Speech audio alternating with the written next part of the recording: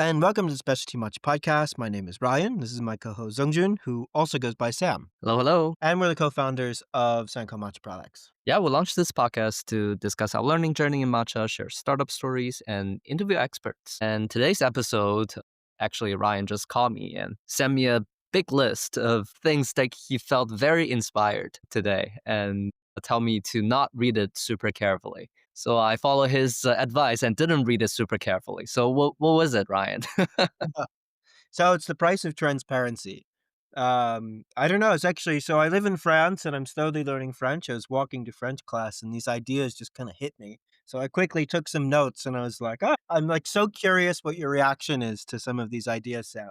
So I didn't want you to get too much context because I didn't want to kind of prime you to think the same way that I was. Well, I mean, like we've been advocating for transparency on label, on the tea, on the cultivar, on the terroir, on everything, all kinds of information that the people can gather about the product that they sell to consumers. But along the way, we talked to a lot of these brand owners across different countries, and we also heard some pushbacks from them, mainly from a few brand owners in particular. They don't actually know each other, but they all brought up this very interesting point, is that like, how can they feel safe to share all this information to everybody after being through all these difficulties and turmoils of sourcing? Because sourcing is particularly hard today, and there are just not that many farmers to source farm. Like, once you discovered some farmers that are under discovered, if you share that piece of information, like, people will flood like that house in probably a few days.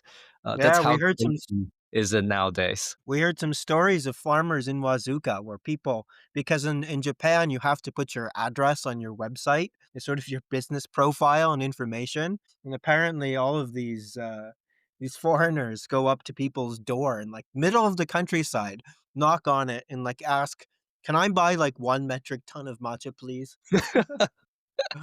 It's so it's and, so I thought it was a really interesting investigation to talk about like what is the price of transparency, and it was actually very personally motivated.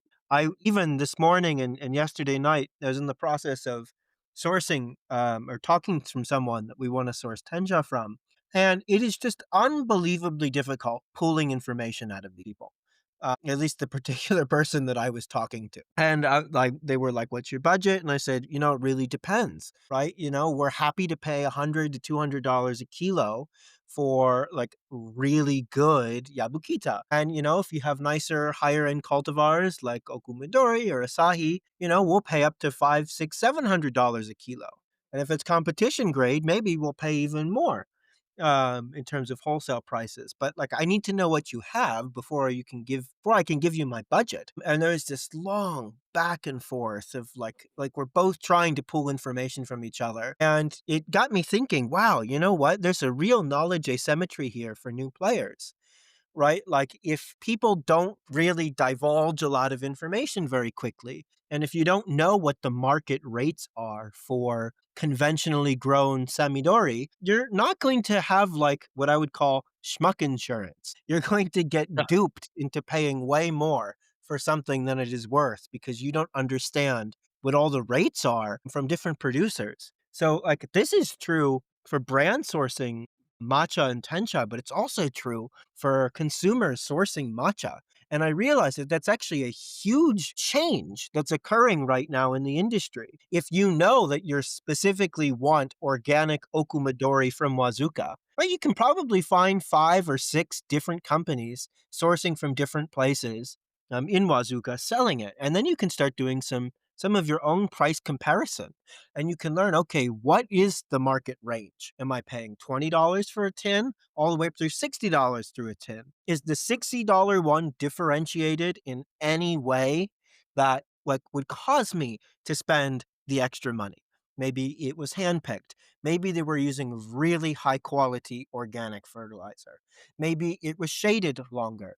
Maybe they were using Tana shelf shading, kanleisha, versus the shading mechanisms that directly cover the plant, which generally lead to lower quality compared to the ton of shelf shaded. And then you can start learning all of these things, and then you can start being able to do some price justification. But ultimately, what's going on now is that consumers are doing a lot more price arbitrage. And ultimately, the consumers are doing, and what all of us should be doing, even brand owners who are sourcing, is getting the knowledge and context to understand, am I getting a good deal? Yeah, it's pretty difficult because actually there are three parties in this whole discussion, right? Like that will be directly impacted by a transparent label. You have the farmers who frequently do not want to be discovered, do not want to be bothered. You have all these brand owners or these sourcers who do not necessarily want their source to be discovered by other people or competitors. And you have all these consumers who want to know more about the product that they are paying a very hefty price for. So it's very tricky that like ultimately it's really just the consumers who are getting the end benefit of having a transparent label. And also, like, price is really not a good quality reference anymore for now because the price is so volatile. Like every quarter, Yeah. you're seeing a price increase. So it's not really a reliable reference anymore for consumers. So it's really a terrible time, really, to learn or set up the linkage between price and, attributes for tea, for matcha that they drink. Well, what you really need to do is separate price volatility from drivers of price or price drivers. Like if a tea is handpicked, that is a price driver because there's a direct, you can draw a straight line from labor cost to a higher price. And Mm. now with the craziness of the market, right? Like you have all of these price volatilities, which are actually just like supply and demand and the market readjusting to meet that supply and demand. And what happens is that price changes. So even across the board, your mental model needs to be relative to the moment, but not necessarily relative comparing prices to last year or the year before, Yeah, because yeah. then you have all of this like general market volatility. But the mental model of understanding the price drivers, it's the same model. You just have to readapt it for these new market prices. But you can still know pretty fundamentally that if it's shaded longer, it's probably going to cost more. If they use better fertilizer, it's probably going to cost more. Handpicked costs more. Certain cultivars that are lower yield and harder to grow, like Asahi, that's probably going to cost more. Different shading styles like Tana or Hanzu shaded, which are more labor intensive and like higher infrastructure capital cost, also going to cost more. And it's like having this framework in mind so that you can like start comparing products to make sure like you're not buying like machine harvested tea from a very high yield cultivar, that's auto harvested in Kagoshima for $60 a Well, can. Like that is if just that's on the ridiculous label, if that information is on the label. if the information's even on the label. Clearly, the price of transparency is too high for a lot of those people. It's pretty interesting that, if you, especially us, end up talking to all these brand owners and farmers, they really do not have a lot of, I don't know how to say, how to frame it, but the demand or the impetus of sharing more information. It's really the consumers who are benefiting from all these informations, and consumers have very very little ways to pull these information from all these brands or all these farmers. So how can we like pull or push all these people in sharing more information? So, what's interesting is you're starting to see more and more companies be much more transparent about where their matcha is grown. And then you have a bunch of people who are not for very good reason, worried about supply issues. But what's super interesting is that, like, even a company like Kettle, if you use them as an example, I feel like they've gotten significantly more transparent in the past year, even about who they're sourcing from, the chashis that they're working with, the farms, the farmers that they're working with. They were real pioneers in leading the transparency of this whole specialty matcha movement. But even within the past year, it feels like a noticeable uptick. And I think they can, and this is just me speculating, I have no insider information, is that they just have such good relationships with these people. And Yeah, these farmers and these chashis are at such max capacity. There is no price to that transparency. Yep, because they are not they're going afraid to of get the sharing. volume. Yeah. Yeah, they're not afraid of sharing all this information because they know that even if people end up getting the suppliers' information, they wouldn't be able to get it.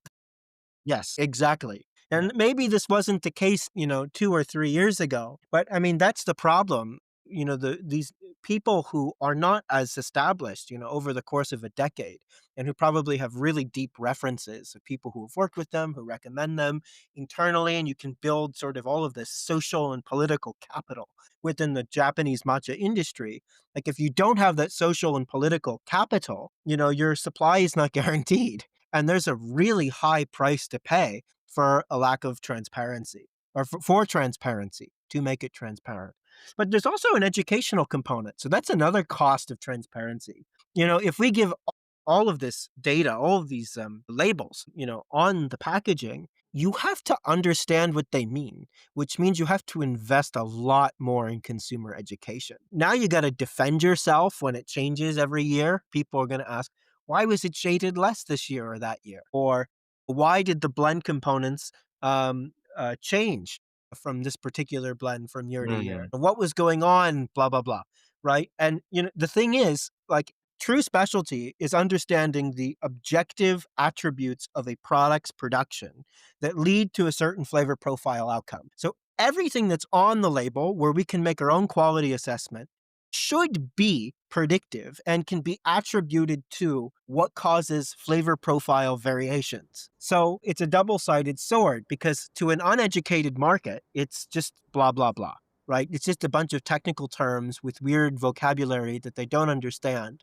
And when it's different, it just makes people worry. But to a market that does know those differences, it's actually really meaningful information because they can start pricing it against other people's products who share a similar level of detail and decide, is my money better spent on this matcha versus that matcha? So there's also the price of educating and the price of alienating, and a lot of people who just don't want that level of detail. So I think what we've seen is a large number of companies who aren't focused on transparency. If you look at the product itself, the powder that's in the can or in the sack, in the bag, there's a really interesting corollary to this, is that if you work in the beer or liquor industry at large companies like Anheuser-Busch InBev or Pernod Ricard or any of the big, or Diageo, who owns many different alcohol brands. Everyone refers to the product inside the bottle as the liquid.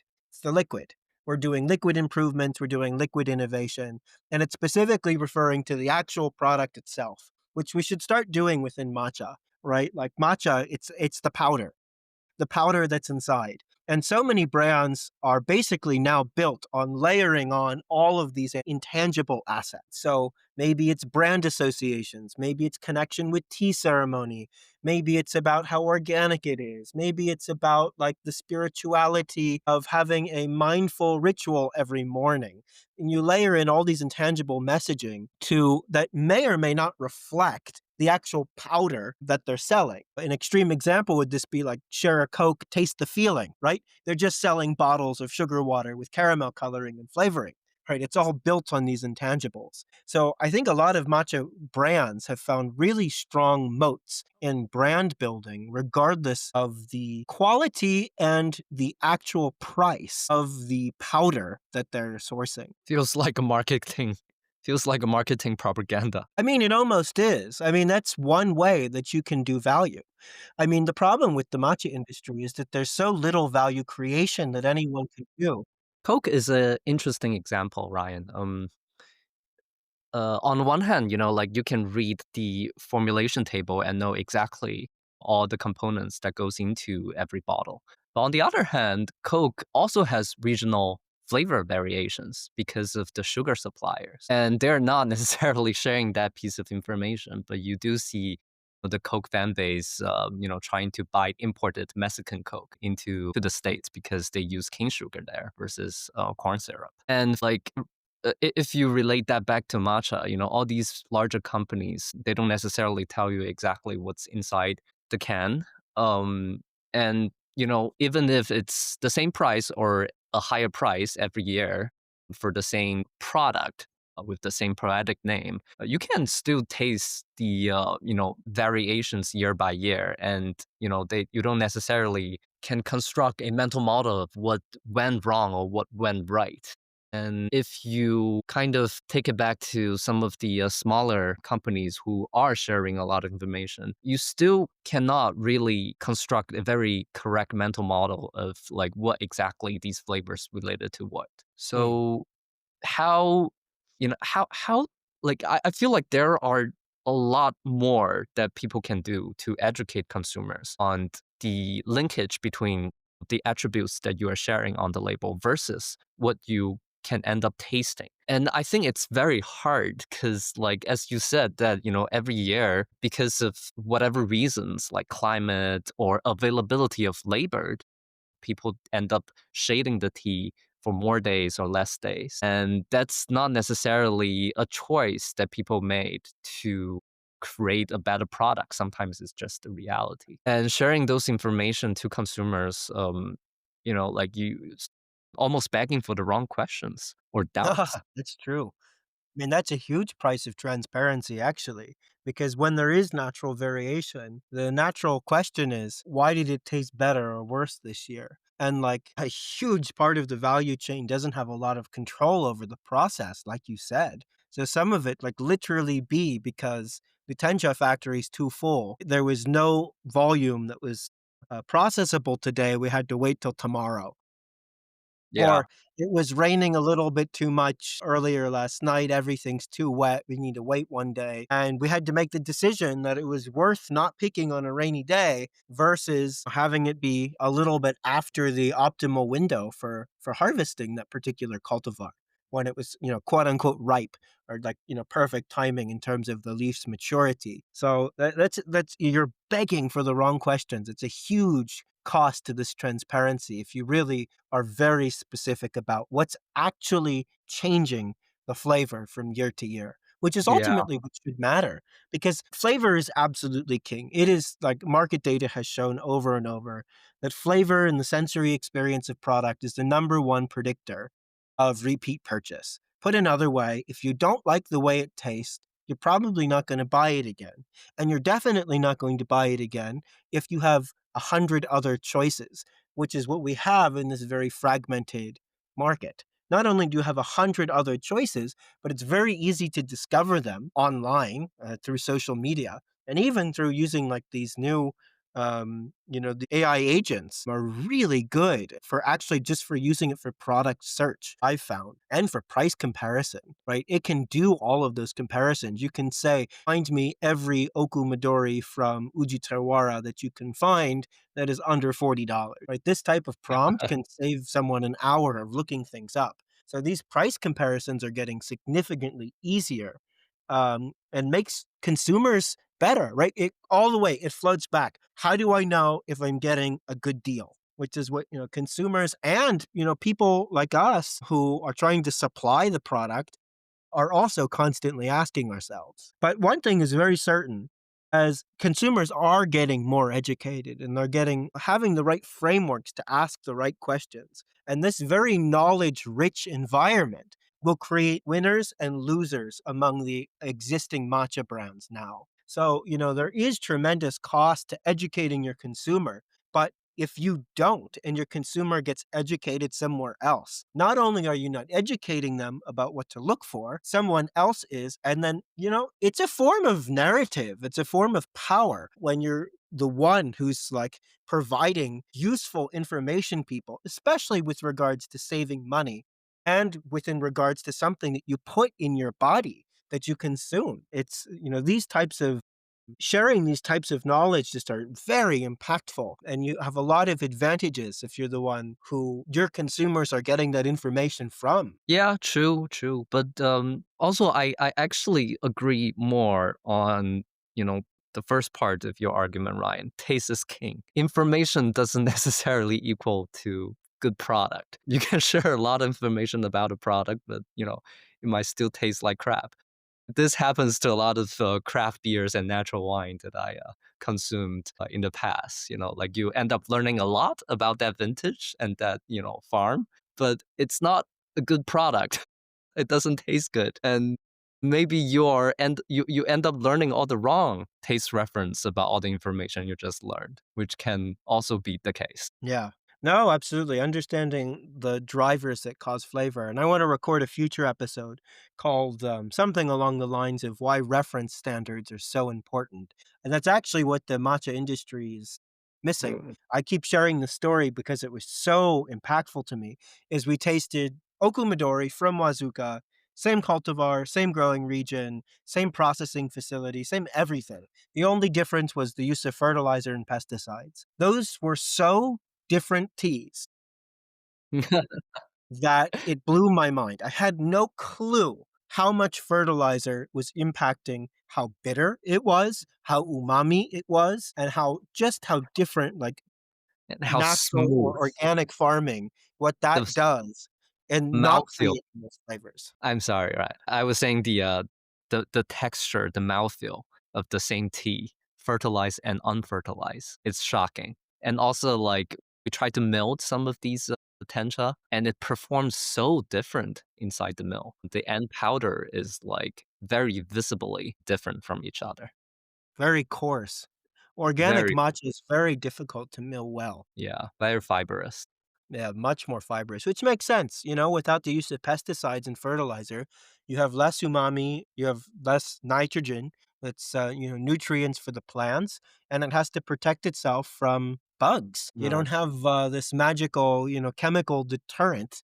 You have to make your own. You got to be a hardier, sturdier plant, and Yeah, so that happens physically, but it also probably happens chemically, which results in different flavors. I was repacking a bag of tencha that we recently acquired from a place called Fukuchiyama in Japan. And I was reading the information that we end up getting shared from the farmer. And he shared all the fertilizer ingredients that he used for that tea, which was very interesting.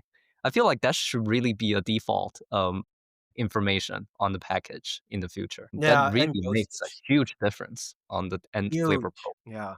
Or Mhm. even if it's reductive, like synthetic versus natural. Because there's some really good natural fertilizing practices too, even to create Yeah, yeah, non-organic tea. But yeah. understanding, does it come from synthetic chemicals, which we don't have a huge problem with so long as it's done very responsibly. I mean, the fact that, fermentation and chemistry can get you very nitrogen-rich soil is it's a magic of modern world. And if it makes tea taste Absolutely. better and takes the work down on Japanese farmers, it's probably worth it. It's a really win-win situation when it's done well. And Yeah, actually, yeah. we even recently read some research that was actually being done in China about nitrogen fixing bacteria. And he was a PhD student doing some inoculation in the soil to promote a certain type of bacteria. I think it was a Mhm. bacteria, maybe it was some kind of yeast or Yeah, it's a fungus bacteria. bacteria that produces nitrogen naturally. So it kind of self fertilizes and replenishes. So maybe even we'll see technology like that get rolled out into the future as well as in Japan to make it even more sustainable and even more natural. But still, going back to like us trying to buy tencha or us trying to source matcha, like if you understand what the market rates are for labels that the industry trades on, like for example, a label the industry trades on is first or second harvest. One might be organic or non-organic, or there might be cultivars. Right? If you learn all of a sudden that your favorite blend Hatsumukashi is 70% Yabukita and 30% Samidori, both of which are incredibly high yielding cultivars that generate a lot of tea per plant. And if you're paying $50 for that, for a 20-gram can, you're almost certainly overpaying compared to what the market rates are for those components. And again, you need some form of schmuck insurance. And part of that is transparency and understanding what the market rates are for things to do price comparisons. Because right now we're at the early, early, early baby Yeah. days of this specialty industry. And people are asking these questions, and brands are slowly releasing this information so that everyone can make better choices. But there's prices to be paid. There's prices to be paid by the consumer, which typically means paying less. Or I guess there's secondary consequences, I should say. If the consumers are paying less, it can hurt the people sourcing it or can help the people sourcing it. And then there's the farmers as well. So it's actually a pretty complex system when you work through what are the implications of transparency. Yeah, but again, Ryan, so like you talk about, like a can of matcha that's made up of 70% Yabukita and 30% Samidori. And obviously consumers knowing that piece of information, with some knowledge and experience will be able to have a pretty good mental model of what that can of matcha actually worth. But the problem is like, why would these brands share that piece of information if like they don't decide to share that information, consumer will never know what exactly is in that can. So it's really a dilemma, I feel like. And if like brands do decide to share some information, it usually would imply that it's a indicator of good quality. That's why they decided to share that piece of information. Or at least that's how, consumers usually perceived from all these, brand marketing strategy. I think the ones that they do pay a very low price because their supply is guaranteed and their customer base is relatively well educated and they've already paid the price in educating them and they've literally created new demand. Specialty matcha is a new type of demand. It's a consumer wanting a new thing that actually really didn't ever exist in the matcha industry until very recently, where you're getting single cultivar, single estate, single origin products that have this level of transformation. It's actually an entirely new market in a lot of ways. But since that market is there, it is a group of consumers to tap into.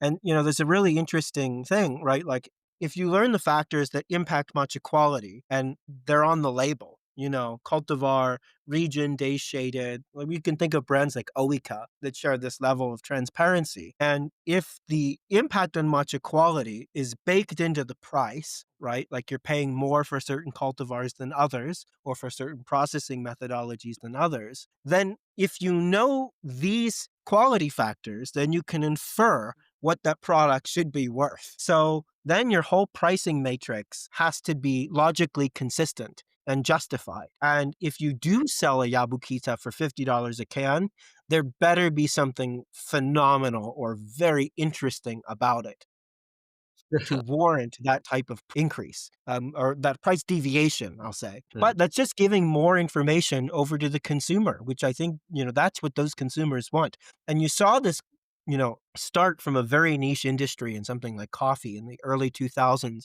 with the so-called third wave coffee movement and all this new level of transparency. And I think it was dismissed. I was a child at the time, but from what you read, it was relatively dismissed by a lot of people, still is. But that's grown from a very niche cult movement to now I think it's a $20 billion industry, of people who spend all this time and energy and take pleasure in learning all of these facts and enjoying the experiences that these products give them. And because taste matters most, the smartest consumers will start arming themselves with knowledge because no one wants to pay more money for a worse product. And the only way you can not do that now is if you are able to make your own quality judgments yourself. Especially, I think this is going to be doubly compounded by this matcha boom because everything's getting way more expensive. Every single can of matcha that you buy is a bet. And it's a bet that it's worth the $60 that you spent for like how good that product is going to taste. And a lot of these new products and existing products are just not going to deliver on everyone's mental model for their price to quality ratio. And then you're like, oh, whoa, I need to learn a little bit more. So I stop buying things that are disgusting. And I need to go to companies that are willing to share this information with me. That is true. Even Yabukita can taste vastly different from different regions, from Uji to Yame to even, Korea, depending on the type of terroir, the type of fertilizer, the type of processing method. Um, like one day it might actually earn the status of, coffee Arabica, like people talking about this is Arabica bean, this is Arabica bean. It's not Robusta. But even Arabica can taste very different from different regions. At some point, I feel like it's almost sounds like the ceremonial grade tag that people use it to label matcha in the coffee world. Like people keep talking about this bean is Arabica, but you can still have good Arabica and bad Arabica. And I feel like that will become the case for Yabukita one day, very soon. even though right now it's like the equivalent for a mass market, mass produced matcha. Wow, saying it's Arabica is like saying it's Camellia sinensis, Yeah, subvariety yeah, sinensis. yeah. Well, we're not even talking about coffee cultivars at that point. Even the fact that someone says that basically says we're not specialty. Anyone in specialty would say, "Oh, we're using Bourbon, we're using Geisha, we're using, whatever, I forget the number, SL28, I think." Yeah, but I mean, like mainly people were comparing to like Robusta, which is another mass market bean. But even Robusta has their own cultivar variations as well. So yeah, it's interesting how people perceive different products based on the information they learned from what period of the time they end up exposing to the culture. I think it's a real opportunity for a lot more interesting storytelling. If everyone is more transparent, that's content marketing. It's educating, it's content marketing, and it's teaching people what makes this delicious. Why does it taste that way? Why did the farmer make that decision? That's way more interesting content marketing than matcha versus coffee or something like your morning ritual, right? Like everyone's using and abusing the same content marketing. And it makes sense, right? Matcha is a new category. People are introducing it to consumers that haven't even heard of matcha, all over the world. There needs to be a natural progression to these things. But in markets where it's more sophisticated, it just doesn't fly.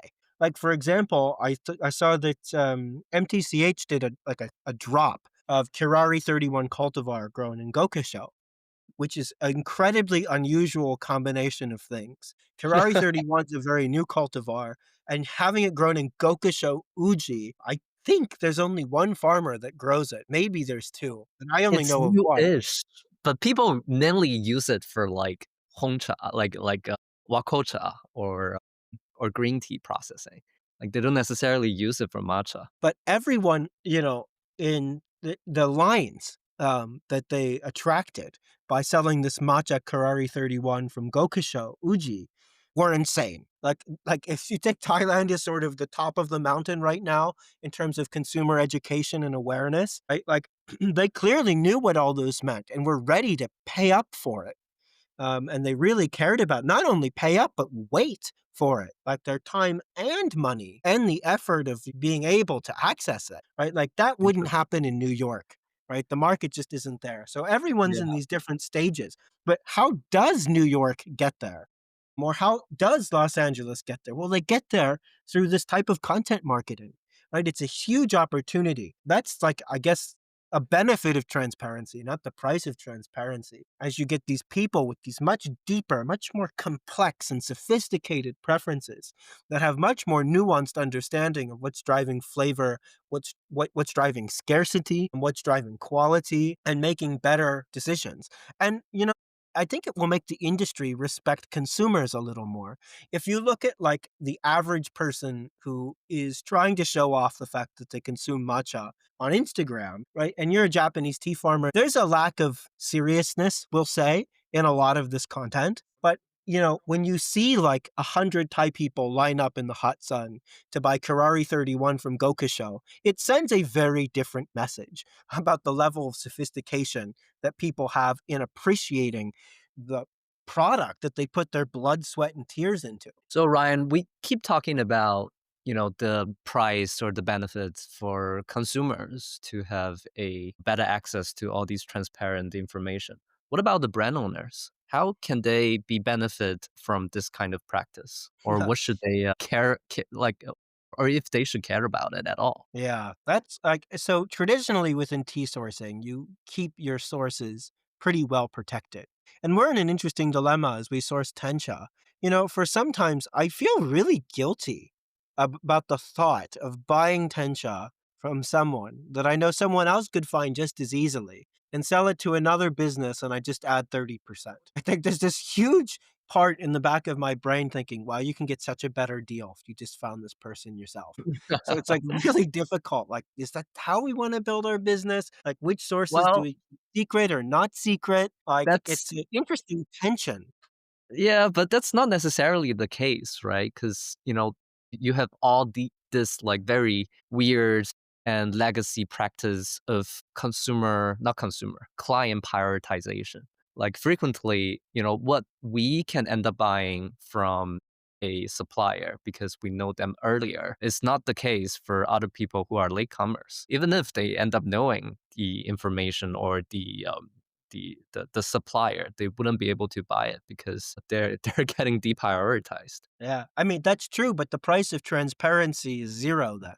But where the price of transparency is high, like if we know they're sitting on a lot of material, then we're just being completely cut around. So, it's a important business moat for a lot of people, and there's a really interesting tension there. I mean, even if you're sort of loosely transparent, for example, there's enough like, what we would call like PPI, personally identifiable information. You can start to do some pattern matching, and you don't need to say very much. And actually, a lot of guests that have come on the podcast that talk about some of the farmers that they source from, I've gotten private messages from people saying, I know exactly who they source from after very little information, actually. Yeah.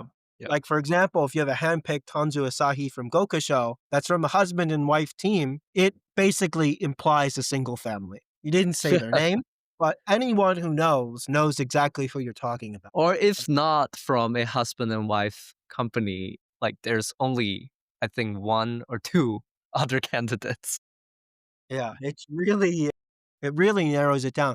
Or even something like a newer cultivar like Tenmyo from Ujitawara, right? There's just not that many people growing Tenmyo, and it's like pretty easy to track down who you're sourcing from. Even with that level of like lack of transparency, I would say, which, it leads yourself to the question is what is actually the job of a lot of these matcha brand owners, right? Because we're all like sourcing from the same very small pond of producers that can produce things that are exportable, that taste good. Right? There's just not that many farmers that are discoverable, and everyone that has been discovered is discovered. And you realize the more you dig into this industry is what you end up really paying for is just someone else's label, right? Like the powder inside, right? Like, especially for people who, let's say you source from Obubu, for example. There's a lot of companies that source from Obubu, tea farms, a tea farm in Wazuka, and you can look at their price. And then you can just go to obubu.com or whatever their website is, and you can see what the price markup is, right? It's not very difficult for brand owners or consumers, or in the information age that we live in, AI, to realize, oh, wow, I literally just parted with an extra $20 for someone else to put a label on this product. Mm. So, Yeah, what? that is very true. But then this really adds into the argument of like why should brand sharing all these information? Like maybe there are some other reasons why this brand is selling more expensive for the same tea. Like could be the logistic, could be the extra tax that he or she end up paying for the country that that company or that brand is set up in. Could be really just the price that that brand end up getting quote from the supplier because Hmm. the supplier doesn't quote the same price for everybody. So then it's really not a good argument for brands to share all these information, knowing that, they are getting the same tea from other brands. Yeah, absolutely. And I think part of it is that the circle of agency within the value chain of a matcha brand owner is relatively narrow, right? So their job is to discover tea that tastes good, right? They need to spend marketing, right? Their cost of customer acquisition is typically not 0, right? So even finding you some consumer that would like this thing costs money. They got to curate the selection, which typically means traveling to Japan and buying a lot of other samples that don't taste good, right? Then they got to take all the great videos. They got to take the great photos. They have to warehouse the product. They have to figure out how to import, export it.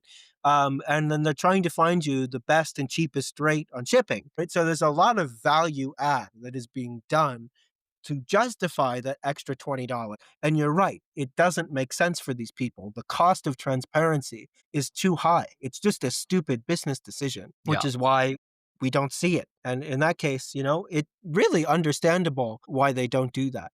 But my I'm living from a purely idealistic world. My complaint about the way that this industry is structured now, and by the way, I think these matcha companies are heroes, right? The reason that this matcha boom exists is because of all of these matcha companies, right?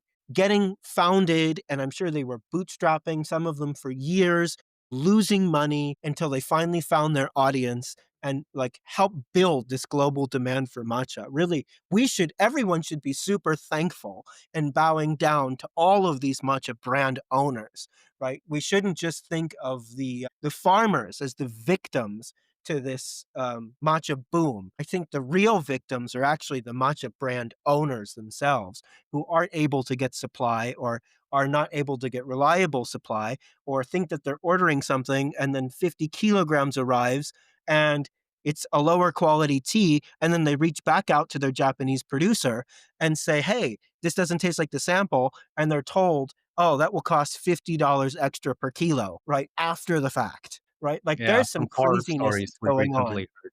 They're the real heroes of this industry. But my complaint about, and this is not of a single company, but of the whole structure, is that it's a model that relies on information scarcity. You don't share much about the product.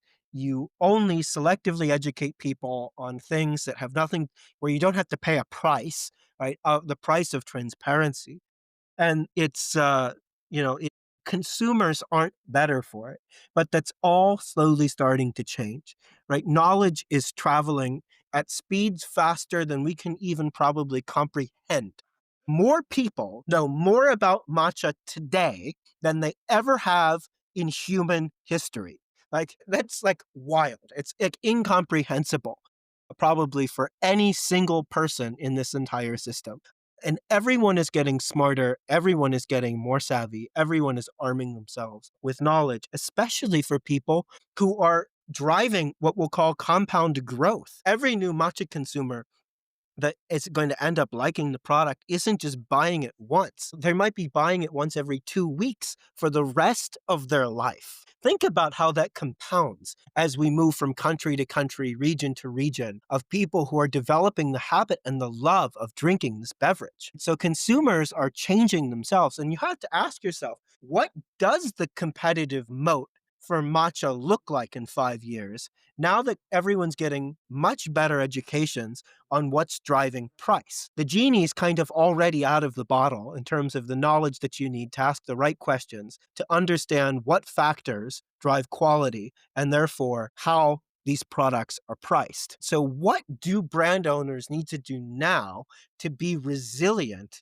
in 5 years and give them a strong business moat when consumers are forming preferences off of very different sets of information than it's organic, ceremonial grade, blah, blah, blah? Yeah, it's very unclear, and I feel like that the only way out is to figure out ways to add more value into the product, not just marketing, but more education, fresh milling, or even blending, or even like some other ways of, you know, adding processing into the end product. I feel like that's really the only way out. If you look at how people are doing in coffee and wine, it's the consumer mental model of a good and bad product will be more and more clear in the future. And if you are just keep recycling the same information, people are going to get bored. And the only way to kind of bring in freshness into the consumer cohort's mind is to figure out new ways of adding value. Absolutely. I think the single greatest opportunity within matcha in the next 5 to 10 years is not literally marketing and repackage someone else's product. It's actually participating in that product's creation. Imagine if the coffee industry was just people buying like roasted coffee beans and reselling them on, right? It would be an extremely boring industry. Now, it's incredibly important within matcha because the demand for matcha didn't warrant the creation of people adding value on top of the system. There weren't, if you go back 5, 10, 15 years, people were worried, oh no, are there even going to be enough people that want to drink matcha to support the producers that are already doing it?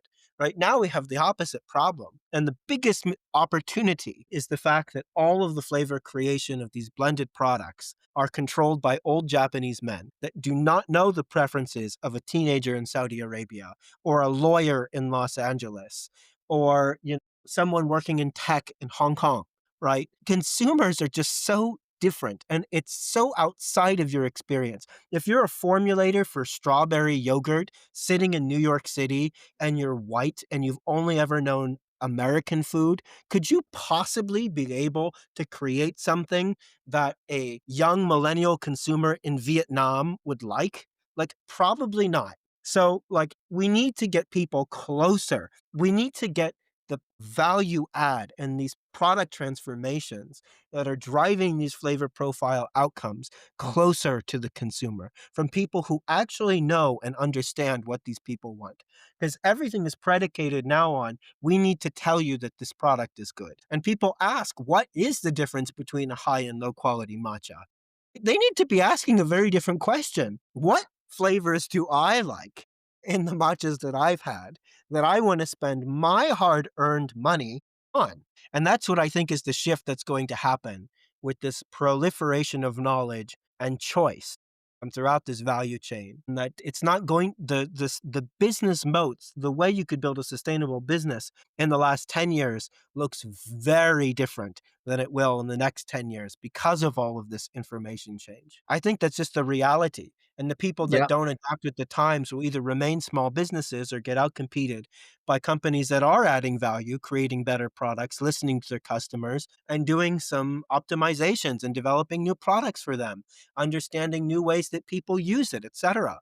New blends that people will like, new cultivars that people will like bringing them through this rich journey. And this can happen in incredibly sophisticated ways with, master class type workshops where you really get into the weeds. But it can also happen in ways that are a little more silent. Consumer that's not so interested in knowing the details, but can certainly taste the difference between a matcha company A and matcha company B. And they like matcha company B. Maybe they don't know why, but they're going to vote with their dollars on the thing that they enjoy more. And it's probably matcha company B that has localized their product and understand what the preferences of their consumers are versus someone just reselling a product that is optimized for Japanese tea ceremony practitioners in Japan. So I guess the real question is, what is the price of not being transparent in the next 10 years? There's really a lot of pros and cons in sharing information or be more transparent for both a producer or a brand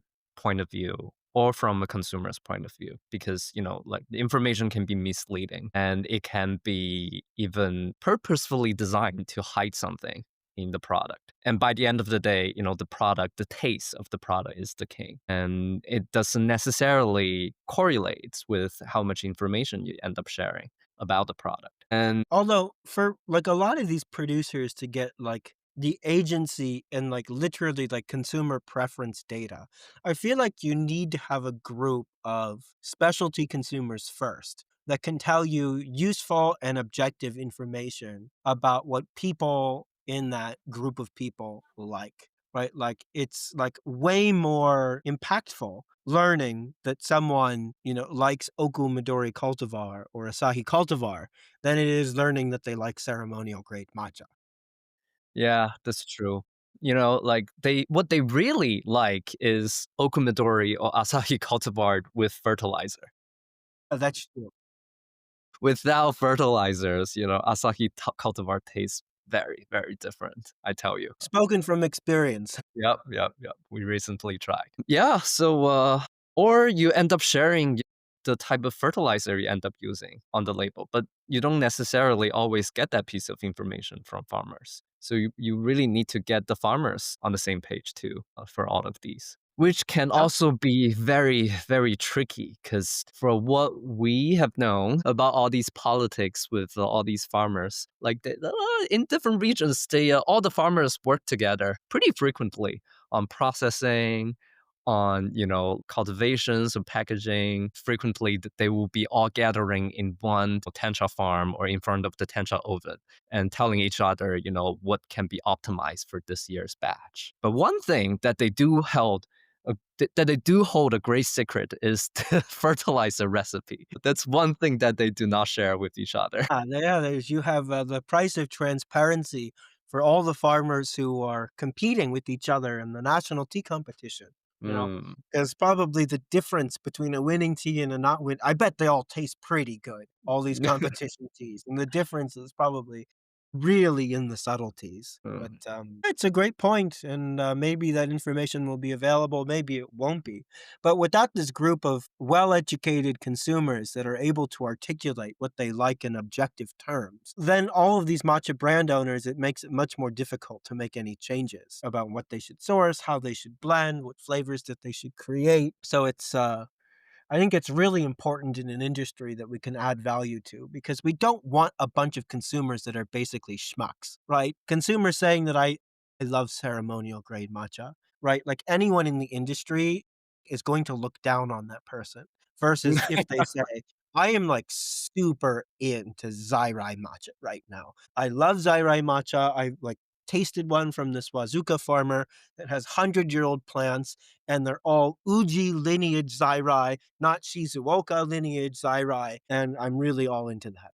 The way that person would be viewed and the way their ability to articulate their preferences in objective terms, they're gonna get very different, like, levels of how seriously they're taken, in giving you useful information about what they like and dislike. True, true, true. And as more consumers in the market starting to move into that direction, I feel like that it will be a very critical thing that brands should learn from their consumers, what they like or dislike. And having a shared vocabulary will be very beneficial for communications, for that matter. Oh, yeah. No, exactly. It's a really interesting market right now. There's some people that I wanna invite on the show. They're brand owners of a tea house called Artifact in Paris. I believe they had the first commercial, Ishiyusu. That just arrived, and I was talking with them, and, like, they work directly with their coffee shops and other tea shops that they supply to. They're fresh milling matcha, and what's super interesting about them is I don't think they're super engaged in social media. So, like, every time I talk with them and, like, I'm referencing other brands that, most people in the industry have heard of, like, they weren't aware of it. So they're kind of unplugged from all this online toxicity, and from a lot of Good these, for like, them. tea Reddit threads, yeah, probably way better for them. I'm a little bit jealous, actually, but, talking with them, they're not even thinking about all of this debate 'cause I don't think they're exposed to this online world nastiness. They're like, "Yeah, we're talking with all these coffee companies, understanding what flavors they wanna express, understanding all of these." They have, like, 8 different cultivars right now that they're blending specifically to meet the people, right? They have the agency of the milling, they're able to source these products, and they're actively making things better for their market and educating any client that walks in or any of their clients' clients in terms of a B2B about what makes their product specifically special. I think you're gonna find a lot of like-minded people like that, and I find what Yeah, they're doing is so deeply inspiring. That's what the industry really. needs. And that's really the magic of agency, Ryan, I feel like. You can Yes. really make a difference from your own power reach. That's really different from people without that and just being absolutely helpless in many situations. How do I frame this? And they're helpless not because they don't want to help or they don't want to make a difference because they cannot. And the availability of these agencies are incredibly rare at the moment. Ishiyusus, or blending machines. All of these are very large and expensive equipment, and they also have a wait list. Yeah. So I think solving that problem in the future will really help, a lot of these brands to be able to get out from this turmoil, this quagmire. Well, actually, and I think a lot of them are imaginary too. Something that we touched on one of my favorite episodes we ever did, the authenticity trap, um, is that, it's very easy to tell yourself, "Oh, there's people who dedicate their entire life to tea blending, and who am I to even try to tea blend?" Right? Because, it's just ridiculous. It's like trying to become a sushi master. Like, there's really, like, very specific steps. Like, you can't just automatically call yourself a black belt in karate. right? It's like a very similar level of like, I guess you'd have to be very bold to make these kind of declarations. But what's interesting is, I don't think, just to use the nice folks over at Artifact as a wonderful case study and example, there's a like logical inconsistency there. And they're like, yeah, yeah, because we were roughly talking about this. And they're like, yeah, tea blenders in Japan are great, but they have no idea what these consumers in France like. Yeah, And, like, yeah, it's just so dead obvious, right? So, like, we exactly. also fall into our own mental traps, restricting our own agency. And it's really not rocket science. And also, the product speaks itself. It's actually like it's probably a little bit difficult to kind of use this framework if we're talking about like tea ceremony, which you do have a very specific framework of doing things, and you are getting judged by a very very complicated matrix. But for things is like sushi, or for things like martial arts for that matter, like if you can end up creating a market winning product, or if you can beat your competitor or your counterpart, you are the better one. It's Yeah, it's like in a Bruce. fight. Yeah. Yeah, and it's like Who wins Bruce in a Lee fight? created this new martial art called Jeet Kune Do, and he just kicked ass in the Chinese martial art community. Like all of these generational, like martial art practitioners from other schools are just worse in front of him. I feel like the same kind of like identical argument can be placed in the art of creating matcha. If you end Yeah. up creating a better tasting product, you are the winner, right? No matter how you do it, you end up creating something that tastes good. And I That's think how it that should works. be the only judgment matrix for this matter. Yeah. That's interesting. It's like, who did you impress? Are you impressing Yeah, the people yeah. who are actually drinking it, or did you impress the 10 judges who are old Japanese men who, tasted 300 matchas that day or tenchas Uh-huh. that day? Like which one do Yep. you care more about impressing? And, they build different Very type of capital. One builds social and status and symbolic capital, if you win a tea competition, which then might lead to, economic capital through recognition and more sales. Or do you just care about creating something that people want who are outside of that group of people? I think people in this industry have too much respect, to be honest. I mean, there's a lot of people who don't have enough. Let's make that very clear within the matcha industry. But there's a lot of people, I think, that actually have too much respect, and they don't realize that they're not playing, so like quote unquote in the arena, in the boxing ring. It's a street fight. Oh, yeah, And it's you're a not street fight. doing it like all that really matters and the rules that should matter is, am I creating something and delivering something to the consumer that they actually want? Mm. Yep. Not the fact that I won this, that, or this other thing. 'Cause why in the Consumer is world the do we care ultimate about the judge. people? Like, I if you really think about it, you really zoom out the absurdity that is going on just in general with a lot of all competitions for that matter. It's like the Oscars, right? Like, the movies that win the Oscars happen to meet the preferences of a very sophisticated subculture, but they're not the movies that do best at the box office that inspire people to become better people, like all the superhero movies do, or at the very least, at least entertain people. So, those have a much larger impact on the broader stage.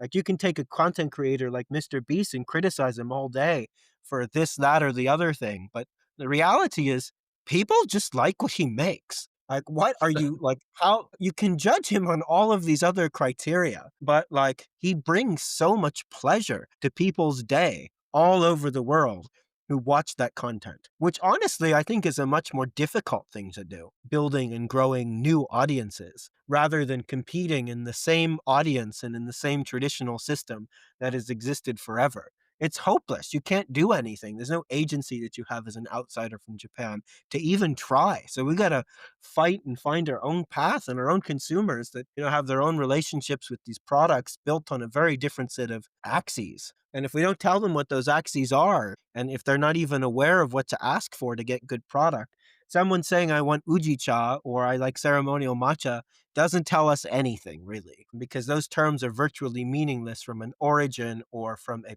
quality classification perspective. So, a lot of ways, this goes back to what you were talking about before, Sam, in the episode that we recorded, New Culture Creation, and that the price of this transparency, one of the benefits of it is this new culture creation. I mean, that's the price that we all have to pay to create our new culture.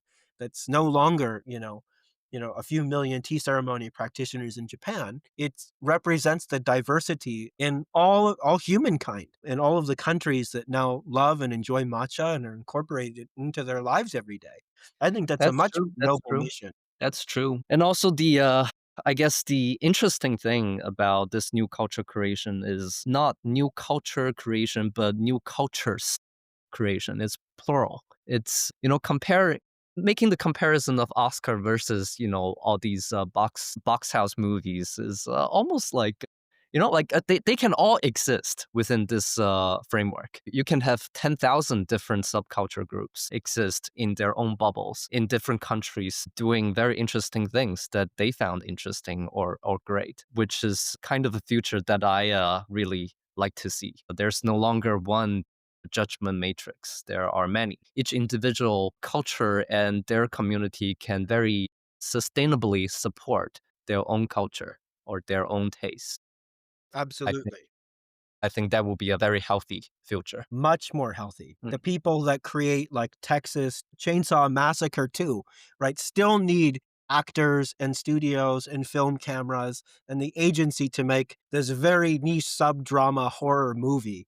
And so do the people who make like a French melodrama. You have all of these like really contrasting different like subcultures and new cultures that form. That when you look across these cultures, there's probably a lot of cross cultural judgment, but at least they can exist Yep. because they have the agency and the tools and the equipment and the knowledge to do so and the distribution channels. Now, the ultimate, the awareness and distribution that's solved through the internet. Right? You don't need to rely on old world systems for someone to know that your product exists and how to get it to them. We're really close to a world of seeing like something much more similar to the specialty coffee movement, where you have real roasters all around the world having their own interpretation, their own point of view, their own sourcing philosophy, their own set of sophisticated consumers that they can educate on different aspects of what makes coffee interesting and deliver products that they love.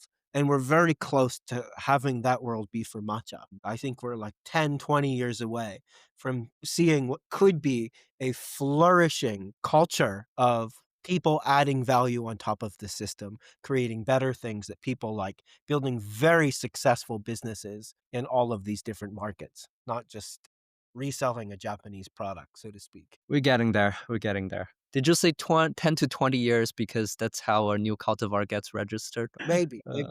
Although I'd love if we could have our hand in some of that. That'd be super cool. I think it's a great place to stop. If you enjoyed this episode, please consider sharing it to a friend, and we'll see you in the next one. Thanks. See you in the future.